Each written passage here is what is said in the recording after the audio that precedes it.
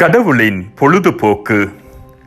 அன்பார்ந்தவர்களே, ஒரு உரோமை இளவரசி ஜோசி பென் சப்தலா எனும் ஒரு துறவியிடம் கடவுள் நாள் முழுவதும் பகல் நேரத்தில் என்ன செய்து கொண்டிருப்பார் என்று கேட்டாள்.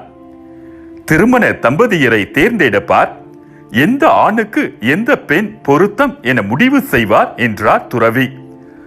அது ஒன்றும் பெரிய காரியம் அல்லவே, நான் கூட ஒரே நாளில் பல்லாயிரக்கணக்கான ஜோடிகளை தேர்ந்தெடுக்க முடியுமே என்றாள் இளவரசி. அந்த துறவி ஒன்றும் பதில் கூறவில்லை.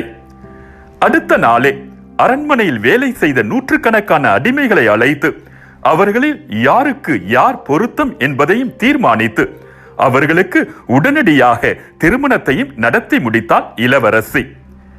கடவுளுடைய வேலையை தானும் செய்து முடித்து விட்டோம் என்ற மனநிறைவில் தூங்க சென்ற அவளை அடுத்த நாள் அதிகாலையிலேயே அரண்மனையில் எழுந்த சத்தம் எழுப்பிவிட்டது.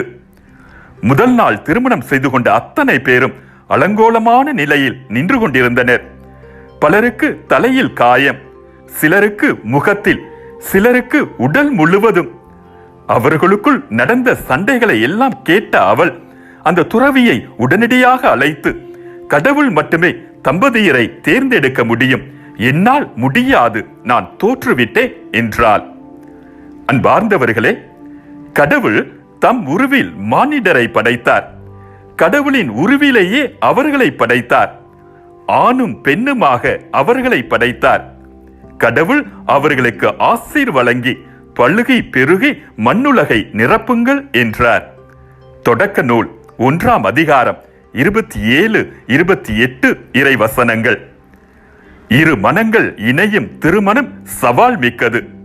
தியாகம், பணிவு, பொறுமை, விட்டு கொடுத்தல் போன்ற நற்பண்புகள் தான் திருமண வாழ்வின் அணிகலன்கள். பொன் நகைகளுக்கு மேலாக பொன்னான மனங்கள் திருமணத்தில் இணைக்கப்பட இறைவனிடம் இறைஞ்சுவோம். மீண்டும் சந்திப்போமா?